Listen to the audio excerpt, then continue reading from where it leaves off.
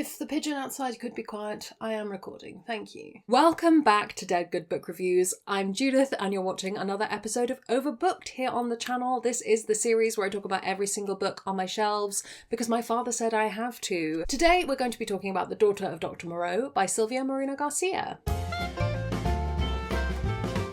Some quick disclaimers before we start. I was sent a review copy of this book by the publisher. However, I bought this copy myself. Regardless of where books come from, nobody's paying me to talk about books except my patrons, and all opinions are my own.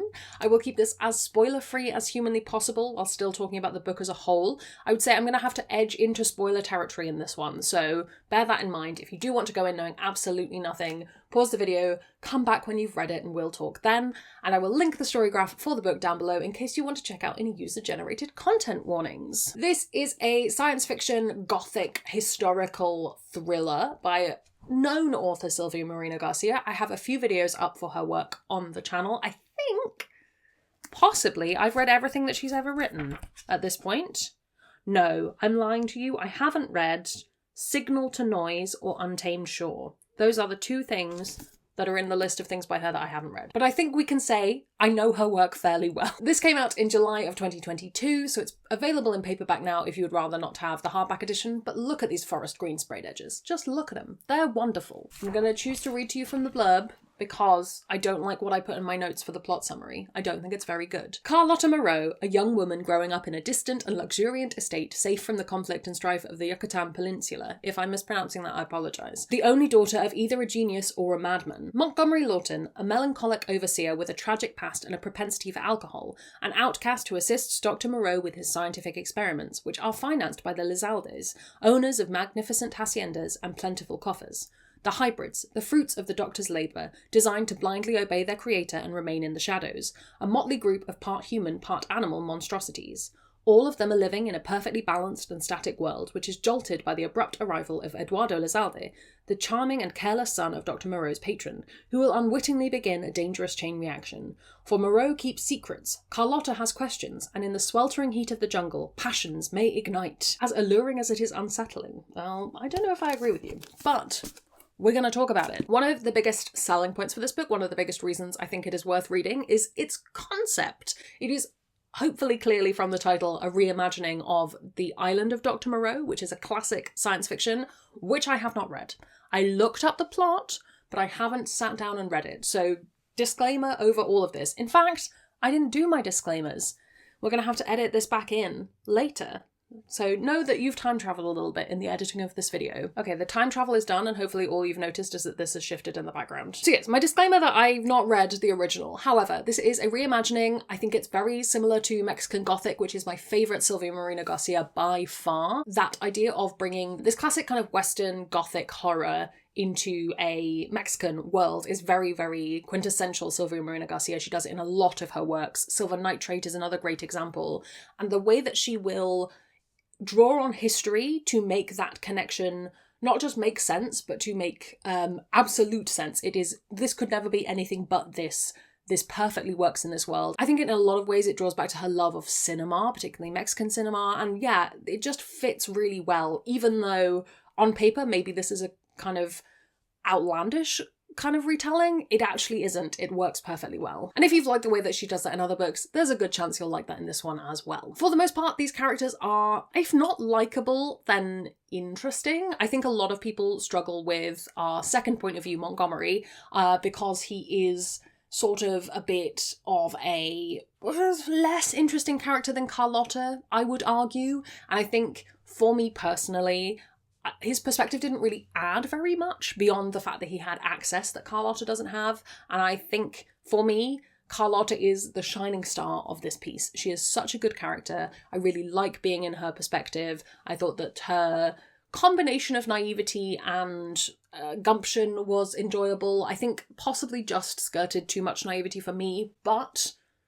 for the most part was absolutely fine. And I liked her way of discovering things, where Montgomery feels a bit kind of quintessential useless man problems, perhaps. I thought the hybrids were very interesting. I would maybe have loved more of them. And I thought that the kind of villains, the Lizaldes aspect of it was done very well. Similar to other Silvia Moreno-Garcia books as well, we have this theme of colonialism that runs through. And obviously we have the idea that Dr. Moreau is building these hybrids, it is so they can be a free workforce, because the workforce that they have are not agreeing to work anymore. Those themes are really difficult at times, but it's a very interesting way of capturing them through science fiction. The layers of this being a classic speculative work being reimagined through this lens, and just even more of those themes and ideas coming through, and the idea of ownership and private land versus public property, and who people belong to. Do they belong to themselves? Can they belong to other people? Was very interesting. And what is freedom, I think, was a big one. If you've read her books in the past and you've appreciated those themes, I think you'll continue enjoying them. And if you're someone who's not read any before, I think it is a good lens through which to view things. All that being said, this isn't my favourite Silvia Moreno-Garcia. I did enjoy it much more on this reread that I did. I found I got much more out of it. I don't think... I've said it already, but I don't think the second point of view, I don't think Montgomery's perspective adds very much. I might have to do a reread in the future and just see how I feel about it then, because perhaps I'm being unfair. But that was my gut feeling reading it this time. I don't think he is the most interesting character to hear from in the book, but perhaps that's the point. I'll throw out again that you probably want to check out the content warnings. It's not a book where nice things happen to people. There are some very tricky sections. There's a lot of manipulation and coercion and not niceness in it. I don't think it ruins the book. I think it definitely feels justified in being there and as part of telling the story, but I know not everyone's going to want to read that or be safe to read that. And I think there's sort of an identity thing with this book, where it is a gothic book and it is a science fiction and it is a historical, and I don't know if it really knows what it is, and I think because of that the tone is quite hard to pin down while you're reading it, and you're not really sure how you're meant to, or at least for me, I wasn't sure how I was meant to be responding to things. Was it a sense of tension, or was it just a sort of factual walk down the lane?